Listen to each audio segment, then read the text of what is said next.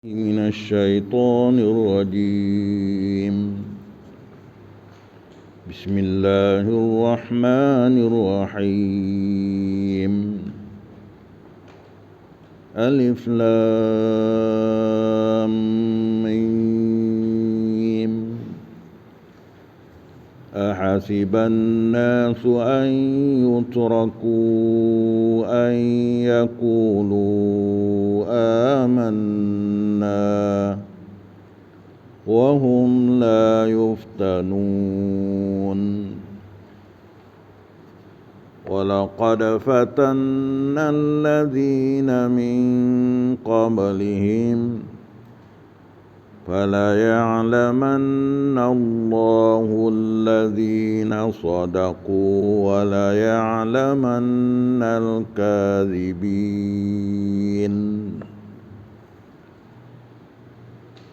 أم حسب الذين يعملون السيئات أن يسبقونا ساء ما يحكمون.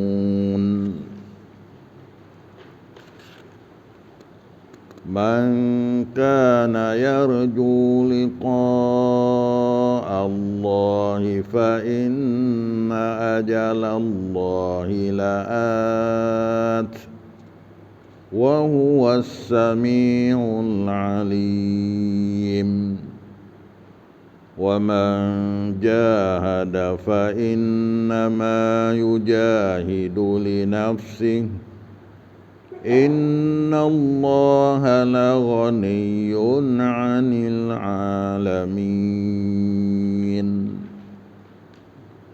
Sadaqallahul azim.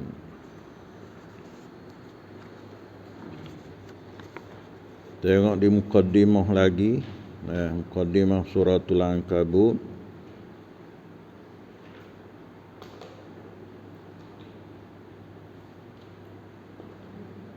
Kemudian Allah Ta'ala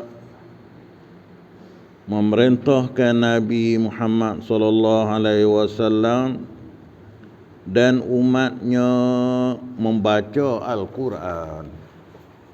Dalam surah ni juga ada ayat Allah Ta'ala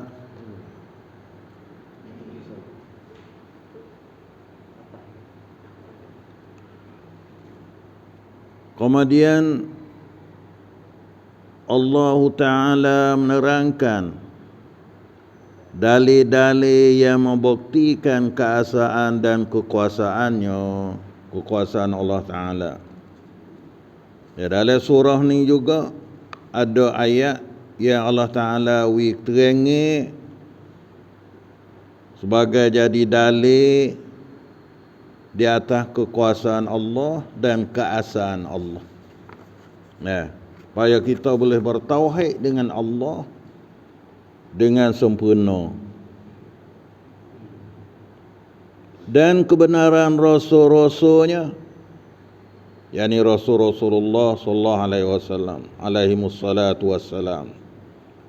Bukan kata kebenaran ni Rasul Muhammad saja dak, rasul-rasul dulu pun bersifat dengan kebenaran belaka. Kalau kita dok panggil, dok kata sidik lah. Sidik tu arti benar. Maka sifat kebenaran Rasul ni bukan tertentu kepada Nabi kita sallallahu alaihi wasallam saja. Bahkan rasul-rasul hak dulu, rasul-rasul hak mari daripada Allah Subhanahu wa taala, semuanya bersifat dengan benar. Maka dalam surah ni juga nawi terangi, nawi kenyataan kepada kita orang mukmin dan kedatangannya hari kiamat. Kerana semua ni adalah daripada rukun iman belaka. Iman kepada Allah, iman kepada Rasul dan iman kepada hari kiamat. Maka dalam surah ni juga ada nawi terangi pada kita. Bila kita baca lagi, jumpalah. lalu mendedahkan kebodohan kaum kafir musyrik yang menyembah benda-benda yang tidak dapat memberi sebarang pertolongan. Lepas tu nak royak pula dah tentang kebodohannya, tidak berakalnya orang-orang kafir musyrik, orang yang duk bersyirik dengan Allah Ta'ala. Nah, walau mana cara syirik dia? Ia menyembah benda-benda yang tidak dapat memberi sebarang pertolongan. Dia duk sembah benda hak tak boleh beri pertolongan gapo pada orang ju sembah. Nah, duk sembah pun nak minta tolong tu, nak minta tolong ni tak boleh. Kemarin dia buat bandingnya ke apa? Dia kata buat bandingnya supaya dengan orang duk bergantung. Orang duk bergantung kepada benda duk syirik tu supaya dengan sare laba. Nasbah tak ada uri manfaat dan tak ada uri faedah. Maka dalam surah ni juga nak ayat kata orang yang duk sembah lain daripada Allah dan orang yang duk syirik dengan Allah, maka itu adalah tanda tidak sempurnanya fikiran dia dan tanda kebodohan dia. Nah, maka dalam surah ni juga nak terangnya. Ada. Kerana benda-benda hak dia duk syirik, hak dia duk bergantung, duk sembah lain pada Allah Ta'ala, semuanya tidak dapat memberi sebarang pertolongan. Tak boleh tolong gapo sekarang. Tengok siapa ada walau qada hamak lalak apa. Nah, qada no menahan daripada lalak apa tak boleh. Kalau lalak mai duk curi, Gidok umai makan ni dapat dia pun dia tak boleh hamba. Padahal lalak ni mudah sekali dah nak hamba. Tapi tak kuasa juga. Data-data buat dia gidok sembah duk gapo, maka ini adalah tanda tidak sempurnanya fikiran dia dan akal dia. Perbuatan mereka yang kafir itu adalah ibarat laba-laba, labah-labah yang membuat sarangnya untuk melindunginya dari sesuatu bahaya, sedangkan sarang yang dibuatnya itu amatlah reput. Gitu. Nah, amat pu sangatlah. Tak ada. Nah, tak ada boleh mempertahankan apa sekibuk dah. Supaya dengan sarang laba tu lah. Begitu juga orang duk bergantung kepada lain daripada Allah Ta'ala. Nah, Tuhan banding supaya dengan sarang laba tu. Dan tidak dapat memberi kepadanya sebarang perlindungan. Nah, sarang laba tu tak ada boleh tolong ke apa saja. Nah, tak ada boleh tolong apa sekibuk pun. Begitulah juga orang-orang yang duk syirik dengan Allah. Orang duk syirik dengan Allah ni bukan kata orang kufur saja dah. Kadang-kadang orang Islam, dia mengakui iman pun, kalau dia duk syirik dengan Allah Ta'ala, duk bergantung dengan lain pada Allah Ta'ala, pegangnya dia tu duk harap pada lain pada Allah Ta'ala, maka supaya ni belakang. Nah, kerana inilah dosa syirik inilah adalah zalim yang besar. Inna syirka la zulmun azim. Sesungguhnya dosa syirik ataupun syirik ni adalah zalim besar. Bini kita kena cuci akidah kita dah. Jangan duk syirik dengan sebagai mana pun. Kerana benda hak dia syirik itu tidak boleh beri pertolongan apa-apa pun kepada dia. Supaya dengan sarang laba. Nah, Allah Ta'ala banding supaya dengan sarang laba. Habis ni nama surah ni surah laba.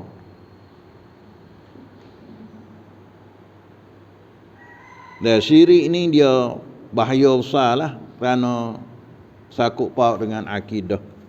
Nah, amalan ruwadah pun batal habis. Kalau orang bersyirik dengan Allah, lain asyrakta la yahbatanna amaluka. Kalau bersyiriklah oleh engkau, nasya gugurlah segala amal dia. Kalau dia duk mula tu tak ada syirik, lepas tu pergi syirik. Bawa dia sakit, pergi duk bersyirik dengan Allah Ta'ala misal. Maka amal dia dulu-dulu gugur. Kalau rasa dia tu duk syirik terus, duk dalam amalan syirik semua, maka amalan dia tu tak diterima oleh Allah Ta'ala. Nah, kerana syirik ini adalah satu jenis daripada kukufuran. Satu bahagian kufur. Kufur pesan syirik. Ada kufur pesan ingkar terus. Tak kena Tuhan langsung.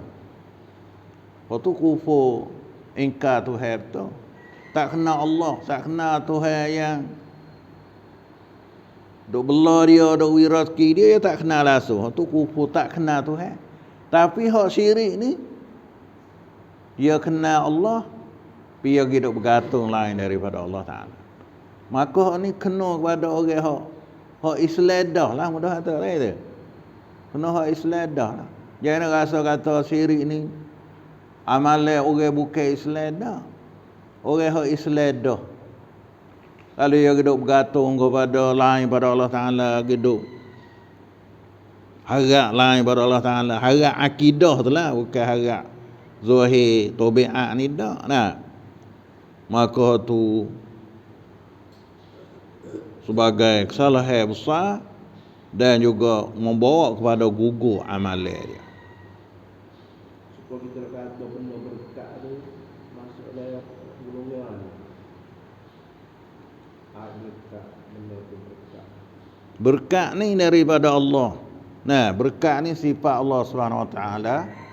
Lalu Allah Taala nak beri berkat kepada ai. Maka ai tu jadi kebajikan kepada kita. Tak ada apalah. Jangan duk berkat daripada benda lain lah. Kalau mau berkat daripada apa? Daripada datuk ni je. Ataupun berkat ai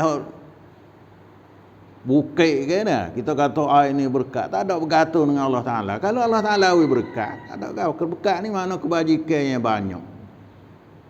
Benda sikit, benda biasa ya, tapi Allah Ta'ala beri kebaikan ke dia, orang panggil berkat. Kemudian kalau Allah Ta'ala beri berkat pada ai, ai itu jadi manfaat, jadi kebajikan, tapi mari daripada Allah. Kalau mari daripada orang lain daripada Allah, maka itu masuk dalam syirik dengan Allah Subhanahu Wa Ta'ala. Nah, kadang-kadang seorang itu dia tak bergantung langsung ai tu, bukit mana timu ai hok pelai-pelai duk tubik dari batu ke apa, kita sanalah dah kepada benda nung dah. Nah, maka tu berarti dia bergantung pada benda tu, masuk dalam kata dia tu harap lain daripada Allah Taala dan dia tak ada bergantung dengan Allah Taala, maka masuk dalam pegangan syirik dia dengan Allah Subhanahu Wa Taala.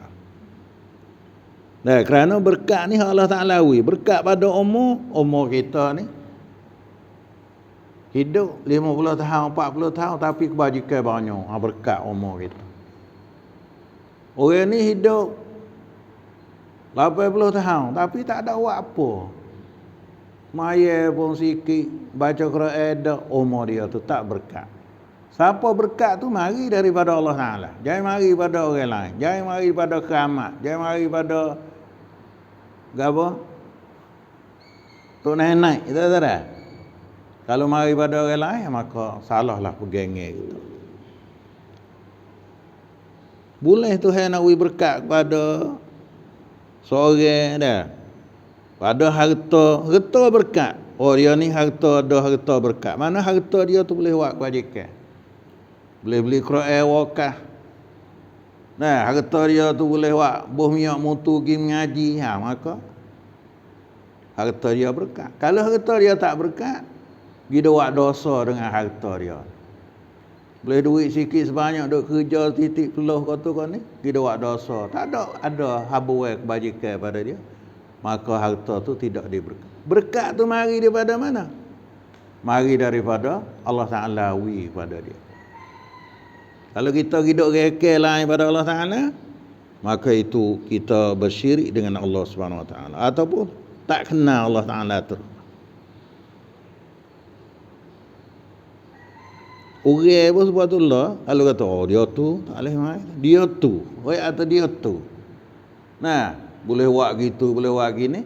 Maka walau orang tu berjuru, walau malaikat. Walau malaikat kita tu. Nah, walau orang molek sekalipun kalau kita hidup pegang bergantung dengan lain daripada Allah Taala, tak ada bergantung dengan Allah Taala, tak ada berekal dengan kuasa Allah Taala, maka itu pegangnya kita sudah tinggal Allah ataupun bersyirik dengan Allah SWT. Lebih-lebih lagi kita campur. Allah kata, lain pada Allah Ta'ala kata, maka tu nyata-nyatalah. Kemudian Allah Ta'ala memerintahkan Nabi Muhammad sallallahu alaihi wasallam dan umatnya supaya membaca Al-Quran. Dan dalam surah ni juga perintah daripada Allah Ta'ala supaya Nabi kita sallallahu alaihi wasallam baca Quran dan juga merintah kepada umat kita suruh baca Al-Quran. Maknanya jangan ada Quran saja tak ada. Tak ada. Duk taruh saja Quran. Kena baca, kena buka. Nah, ni taruh macam dululah dah. Ikat dengan kain lah. Tok. Tinggi tu hormat Quran dah. Tapi Quran ni suruh baca. Dan memahami Al-Quran. Sudah baca dah, usaha boleh faham tak? Kerana Quran itu diturunkan kepada manusia. Bila turun pada manusia, maka kita sebagai manusia kena faham Al-Quran. Kena faham Quran tu ayat gapo. Jangan duk usik kata tak pandai nak faham Quran.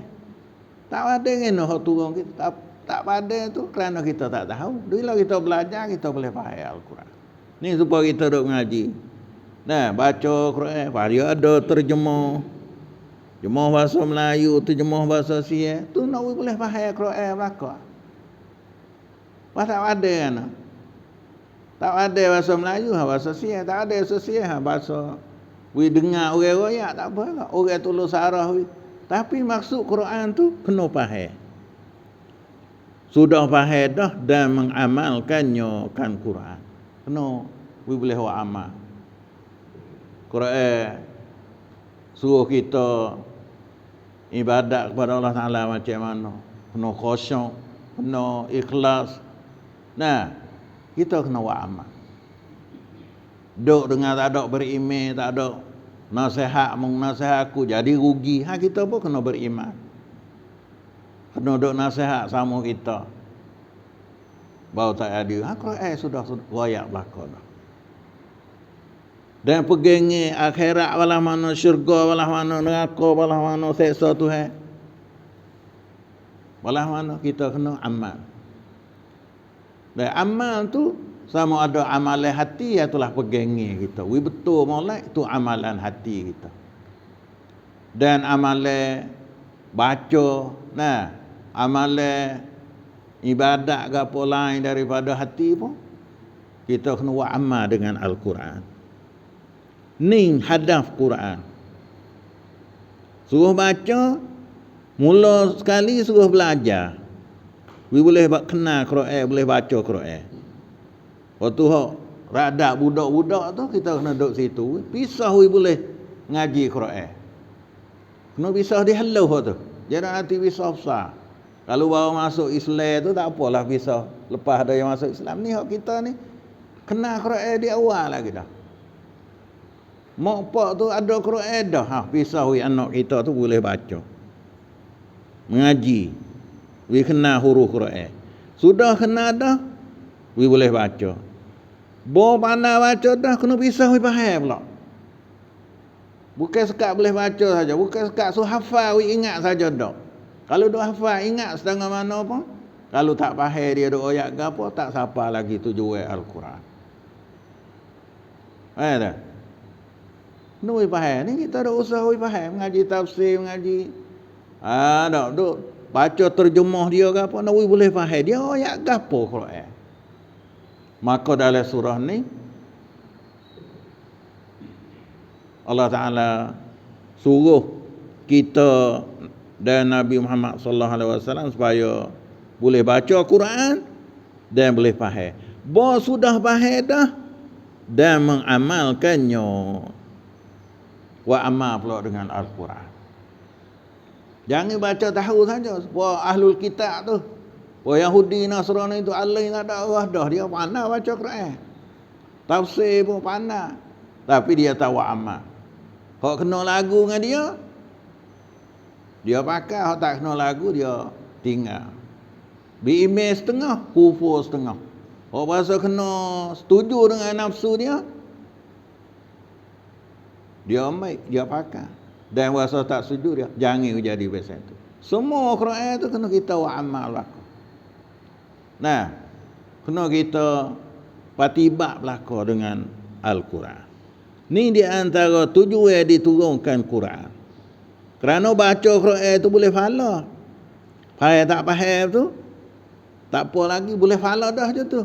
Tapi qadar tu saja tak ada. Kena boleh faham. Nah, kena boleh faham Al-Quran. Habis ni kalau hafal Quran pun jangan wisuk dihafal tu saja. Boleh dah. Cuma tak siapa tujuan lagi. Iaitu kena faham, lepas tu kena amal. Ini Quran.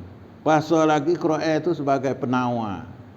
Nah, kita baca tu ada susah hati, susah gapo dengan sebab kita duk berzikir dengan Quran, duk baca Quran tu jadi syifa. Senang hati kita. Habis ni kalau using-using, kalau duka cita kriat gapo, banyak baca Al-Quran. Kerana tengah daripada gapo kelebihan Quran tu jadi syifa, jadi penawar, jadi ubat penyakit-penyakit hati kita. Ini dalam surah ni ada juga Allah Ta'ala perintah pada Nabi kita dan umat dia. Nah, payung baca Quran dan faham Quran dan amal Quran. Serta mendirikan sembahyang dengan tetap dan sempurna. Nah, dengan khusyuk, dengan cukup lengkap mengikut gapo aturan sembahyang. Ikhlas dan khusyuk. Dan ikhlas serta dengan khusyuk. Khusyuk ni tenang molek sembahyang kita. Khusyuk ni hati dan anggota campur waktu. Nah, jadi khusyuk. Kalau hati seorang itu khusyuk, anggota dia pun khusyuk. Tapi kalau hati dia tak khusyuk, anggota dia pun gelasa, mata pun hitam rata ke apa, maka bukan sembahyang yang sempurna lah.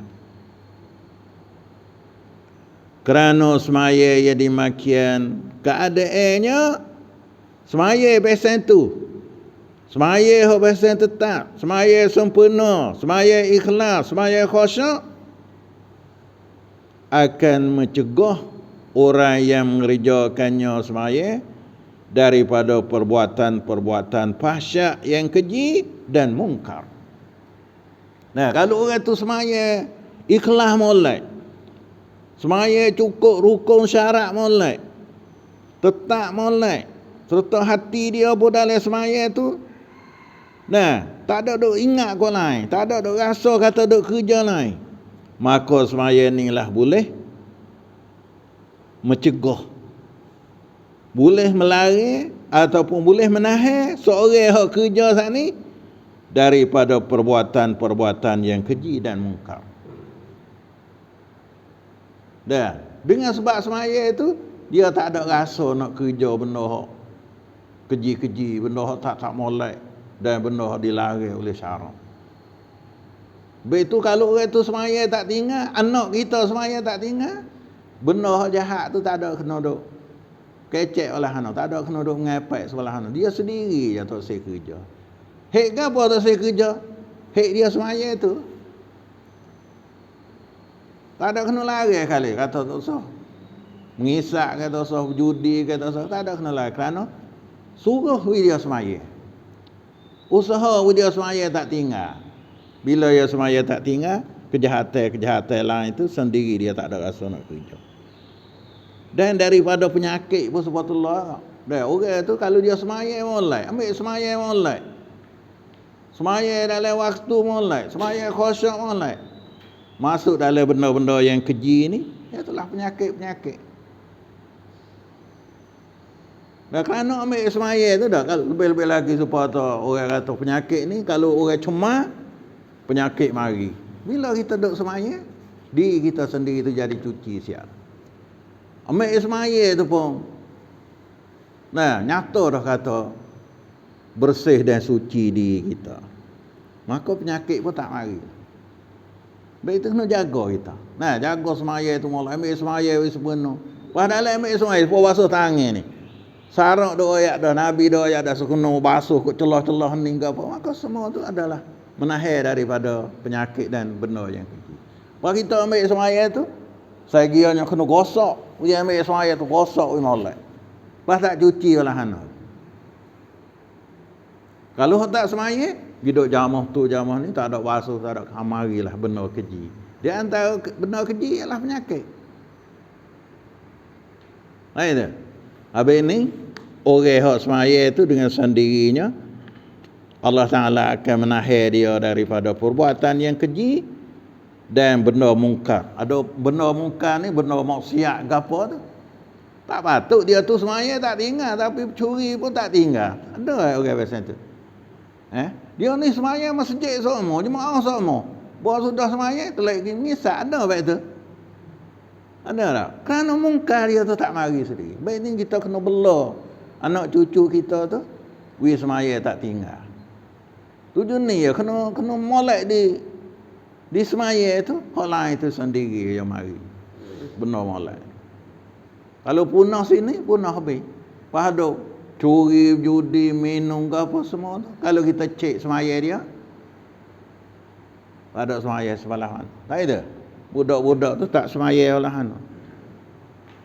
Tak apa tak nak beki sungguh. Ya tak nak beki. Kedai waya punah, tak nak beki bo, tak hidup. Itu baik tu kena beki sini tu. Kerana semaya itu dapat menahirkan daripada fahsyat dan mungkar.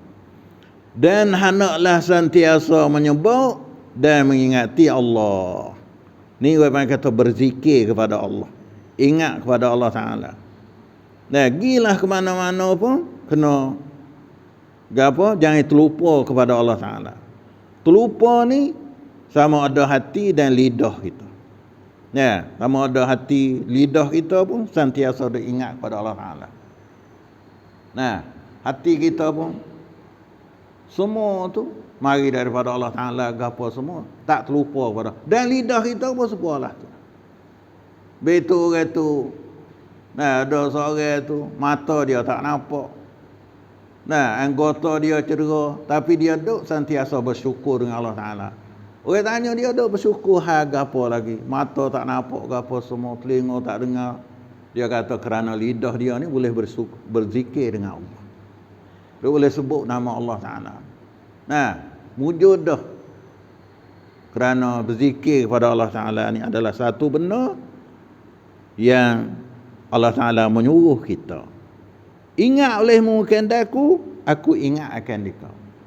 Nah, bila kita ingat Tuhan, Tuhan ingat, Tuhan tolong kita, Tuhan wi rahmat kepada kita. Kalau kita terlupa kepada Tuhan, Tuhan pun tak wi rahmat kepada kita. Kerana yang demikian sangat besar manfaatnya. Nah, orang yang ingat pada Tuhan, orang yang duk sebut Tuhan, nah, orang yang duk berzikir dengan Tuhan ni besar sangat manfaat dia. Diterangkan pula kalau berlaku perbahasan agama di antara orang-orang Islam dengan golongan ahlu kitab, iaitu Yahudi dan Nasrani, hendaklah berbahas dengan mereka dengan cara yang baik. Nah, Dalam ayat ni, dalam surah ni ada juga. Kalau kita tu ada kelebihan satu masalah. Utama sekali dengan puak Yahudi, puak Nasrani. Hendaklah kita bahas dengan mereka cara yang baik.